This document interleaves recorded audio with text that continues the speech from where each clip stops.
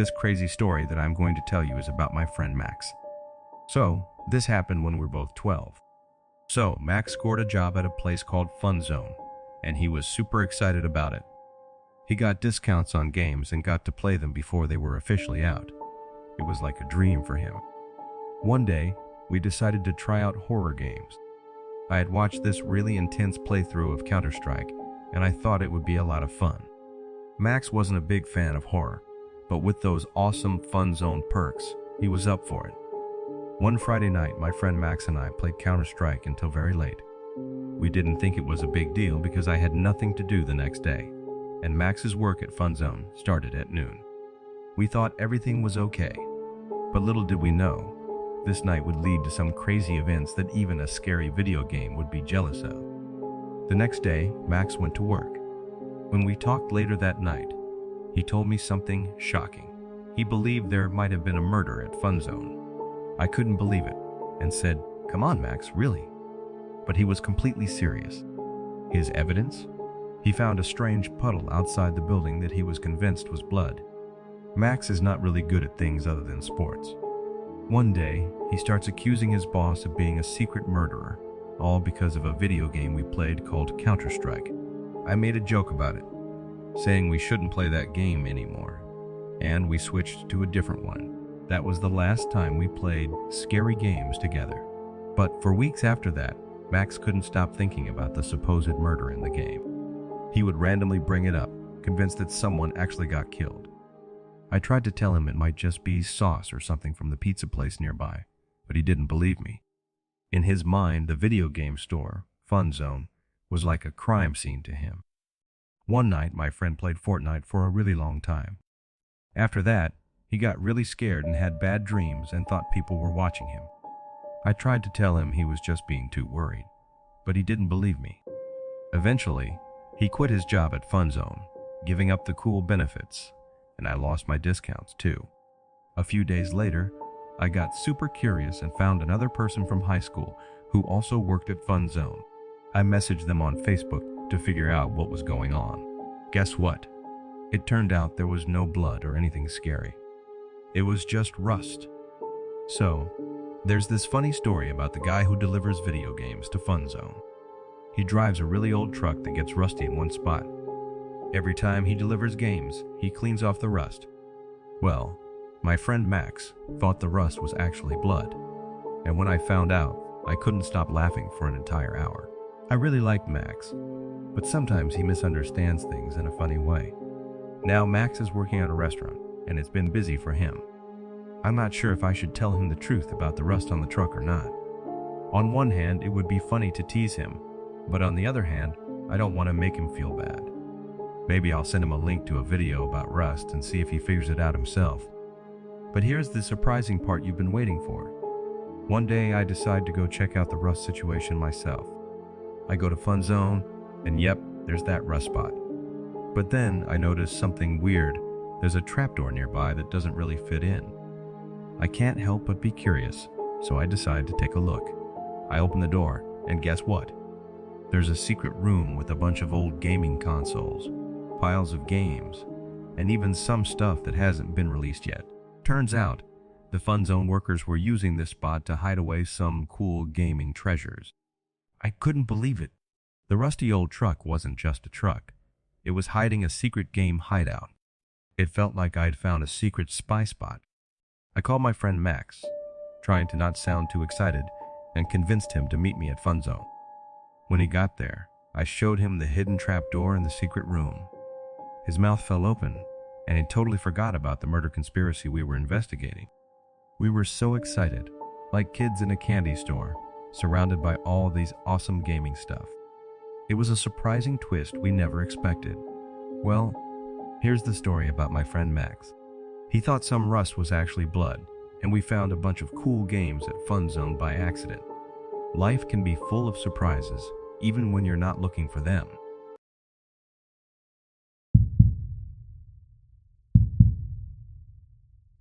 I work at Walmart, and it's open 24/7, meaning all day and night. I've been working there for 3 years, and I'm sort of like one of the bosses.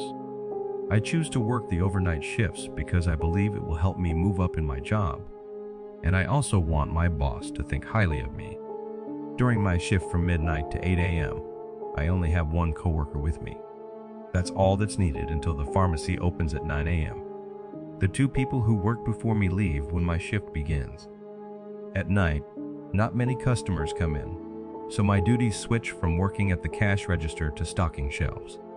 There's a beeper at the front door that rings when someone walks in, so I know when to go back to the register. During my work shift, I took a break to check my phone, which was charging at the register. I found a strange voicemail from a number I didn't recognize. The person's voice was weird, and I couldn't tell if it was a guy or a girl. Also, the sound quality was bad, so I couldn't understand what they were saying. There were no written messages available.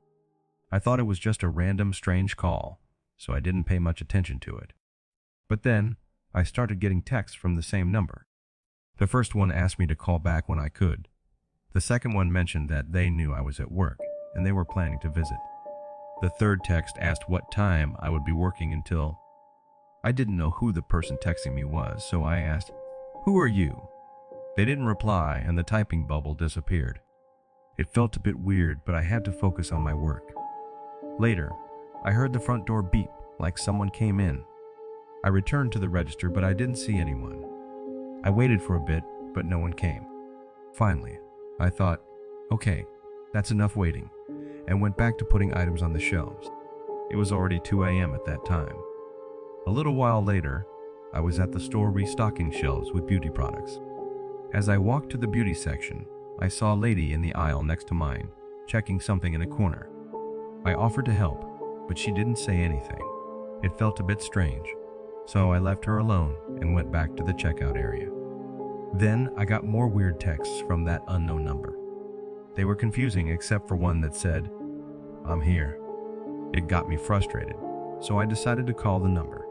Strangely, the ringing was coming from inside the store, and it made me nervous.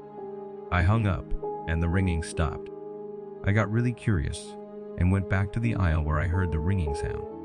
The woman was still there, so I shouted at her that the joke wasn't funny anymore, and I was going to call the police. I thought it might be someone I knew trying to play a prank.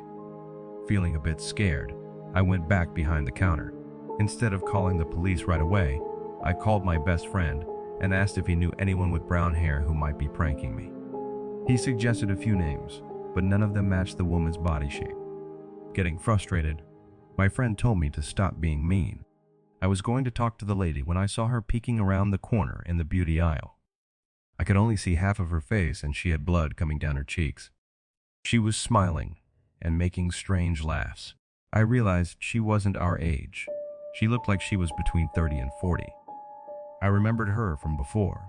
She had serious mental problems and had messaged me on Instagram using a fake account. She was supposed to be in a psychiatric center. Seeing her with half of her face covered in blood and still smiling made me feel really nauseous. I scared her by pretending to threaten her with a knife, but I didn't actually mean it. Then I hid in the back of the store and felt relieved when I heard the front door beep, meaning she left. I called the police, showed them the security camera footage, and told them she might have mental issues. They were understanding and said they'd keep an eye out. After that, I blocked her number, hoping the police would contact her family. As I tried to forget about the strange incident and continued working, something unexpected happened around 4 a.m. I saw my boss, Mr. Thompson, on the security camera entering the store. I stood up straight and checked that everything was in order. I didn't want him to see me not working hard. When he came to the cash register, I said hello and asked if everything was fine. He glanced around the store and then whispered to me, "We have a problem. The police called, and there's a dangerous woman on the loose. They think she might try to hide in the store. Keep an eye out for anyone acting strange." I felt my heart beating fast. I wondered if it was the same woman I saw before. I didn't want to worry my boss, so I just nodded and promised to stay alert. After he left, I went back to the cash register, paying extra attention. As time passed, I kept looking at the security cameras, feeling more and more anxious. Finally, around 5 a.m., the alarm at the front door beeped. I looked at the monitor and saw a person coming in. It was a woman, and her face was hidden by the hood of her jacket. I felt really scared when I saw her shape. It was the lady who has some serious mental problems. My hands were shaking as I picked up the phone to call 911. While talking to the person on the other end, I kept looking at the camera screen. She was walking around the store, and just seeing her made me feel really scared. I told the person on the phone everything, hoping the police would come quickly. The lady was talking to herself, and her strange actions made me feel really uneasy. All of a sudden, the front door made a beeping sound again. But this time, the lady in the store didn't cause it. Instead, 2 police officers walked in with their guns out. They carefully walked towards the lady, telling her to put down anything she might have that could be a weapon. The air felt really tense. They put handcuffs on her and told her about her rights. I felt so relieved. It turned out the police were actively looking for this lady, and my meeting with her wasn't just random. She was a real danger, and by calling 911, I might have stopped something bad from happening. The police officers thanked me for being quick on my feet and shared more information about the woman. Turns out, she had run away from a nearby mental health place that same night, which explained why she was acting strangely and had blood on her face. I couldn't believe how serious the situation was that I accidentally got involved in. After the police took the woman away, the store started to feel normal again. I finished my work feeling both tired and thankful that things didn't get worse. My boss came back later in the morning, not knowing anything about the crazy situation that happened while he was away. Thinking about last night, I figured out that real life can be scarier than ghost stories. Something unexpected happened during my usual night shift, making it really scary. I couldn't stop feeling creeped out, but I also felt more responsible and aware. The regular Walmart turned into a place where a real-life drama unfolded, giving me a story to tell that's way more interesting than the usual late-night shifts.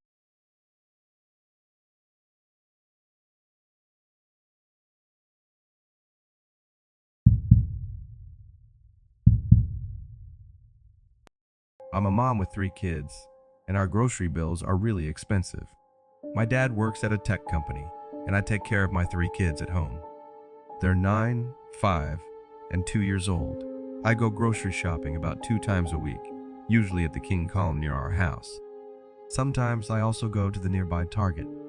These are the 2 smallest grocery stores in our quiet town. We're an Italian family, and right now, I'm 45 years old. This story happened less than a year ago when I was 44. One time, I was running late to go shopping, so I went much later than I usually do. The store near us, King Column, usually closes at 9 p.m. and it was already past 8 p.m. I rushed to the store with my flyers and coupons. The kids were complaining that we didn't have enough food at home, so I had to quickly buy some groceries. Normally, I would have to take my 3-year-old daughter Haley with me, but this time my husband was home from work, so I got to go shopping alone, which was a real treat. I went to King Column, and it was almost closing time, so not many people were there. I took a shopping cart and quickly went through the aisles, picking up the things I needed and some items on sale. While I was in the cereal section, someone tapped on my shoulder. I got surprised and turned around. It was a tan man around my height, wearing a baseball cap, a black OT, a red hoodie, and jeans. He said sorry for startling me and explained that he had been searching for a particular bag of chips that happened to be in my cart. He wanted to know where I found them. I nicely told him where the aisle was, but he couldn't find the chips. So I took him to the exact spot where I found them. He thanked me, but his breath wasn't great. I smiled and wanted to go back to my cart. However, he started talking about why he loved those chips, mentioning something silly about the ingredient. I tried to show I wanted to leave, but he didn't get it. One time, a guy made an awkward pause and said, "Wow, you're pretty." I thanked him and let him know I just wanted to shop quietly. Eventually, he got the hint and walked away. But the whole time I was in the store, he kept going around the aisles. Whenever he passed my aisle, he would slow down or stop and stare at me. It made me feel really uneasy, so I rushed through my shopping to avoid any more uncomfortable moments. After I finished shopping, I went to pay for my things. While I was emptying my cart at the checkout, A guy in a red hoodie came up with just a few items. He stood right behind me without saying anything. I could feel him looking at me, even though I couldn't see his face. After I paid and left, he said, Have a good night, ma'am. but I didn't respond. While I was taking stuff out of my car, I saw a guy wearing a red hoodie in the parking lot. He was watching me as he walked to his old Honda, which looked pretty beat up and must have been around 30 years old. Instead of starting the car, he just sat in it. Once I finished loading my car, I hopped in, started it, and drove out of the parking lot. I checked my rearview mirror a few times, but I didn't see any headlights behind me, so I felt okay driving home. I didn't notice until I parked in the driveway and saw a car without its headlights on, moving slowly towards our house. It stopped a few houses away, and it seemed like the same Honda I saw in the parking lot. I went inside and called my husband. He came downstairs worried, and I told him some creepy person followed me home. He rushed outside, but the car had already left by then. Last weekend, when it was really late at night and we were all asleep, we heard some noise outside in the side yard. I woke up my husband and told him to see what it was. He opened the window and saw a person trying to open the gate to our backyard right below. When the guy noticed the window opening, he looked up and ran away. My husband quickly grabbed a baseball bat from under the bed and chased after him. He came back after a minute and told us he saw a car going really fast down the street. He tried to run after it. He described the Honda that the guy in the red hoodie was driving. We called the police, and they came to our house in less than 5 minutes, even though it was late. I did my best to tell them about the man and his car. After that, the man didn't come back to our house. My husband got really mad and chased him on foot with a bat, but the guy never returned. Now, something unexpected happened. It still makes me feel uneasy that a creepy person like that knows where I live. About a month later, I was returning from a late-night grocery run.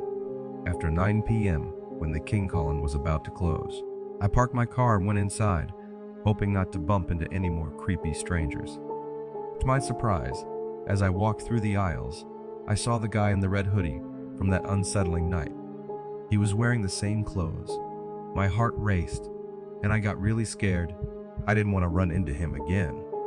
I tried not to make eye contact, quickly grabbed what I needed, and kept looking over my shoulder. I hoped he wouldn't recognize me, but deep down, I knew he remembered. As I was about to pay for my groceries at the checkout, I noticed him waiting in line again. This time, he had different things in his hands. My hands were shaking when I paid, and I quickly went to my car. I tried to act normal while putting my groceries in the trunk, but I felt him looking at me. When I checked my rearview mirror before leaving, he was in his old Honda. I got scared, but I tried to stay calm. I didn't want him to see that he was bothering me. I drove home carefully, always checking to see if he was following me. When I pulled into my driveway, I felt relieved. He wasn't behind me this time. I quickly went inside and told my husband what happened. He got really mad and wanted to go talk to the person, but I convinced him to wait. We decided to be careful and watch out for anything strange. Weeks passed, and we didn't see the person again. But just when we thought everything was okay, something surprising happened. One night, while we were watching TV in the living room, we heard a knock on the door. It was already very late, and we weren't expecting anyone. My heart raced as my husband went to the door carefully. When he opened the door, we were really surprised to see a red hoodie guy standing there. He looked different this time, cleaner, but still had that creepy smile. My husband asked him what he wanted, and he said he came to say sorry for how he acted in the store and our yard. We were both shocked and didn't know what to think about this sudden apology. He explained that he was going through a hard time and realized he was wrong. Then, he gave my husband a small bag of chocolates as a gift and left, hoping we could forgive him. We were surprised and confused when we stood at the door. It felt strange that the creepy guy who had followed me and tried to come into our yard was now saying sorry on our doorstep. We didn't really trust him, and the situation made us feel uncomfortable, but at the same time, it brought a sort of conclusion. After that day, we never saw the guy in the red hoodie again. It was a weird and unsettling part of our lives that we couldn't fully understand. The unexpected apology made us feel different emotions. We were happy he seemed to have moved on, but we couldn't forget those tense moments. It was a reminder for us to always be careful, even in quiet towns.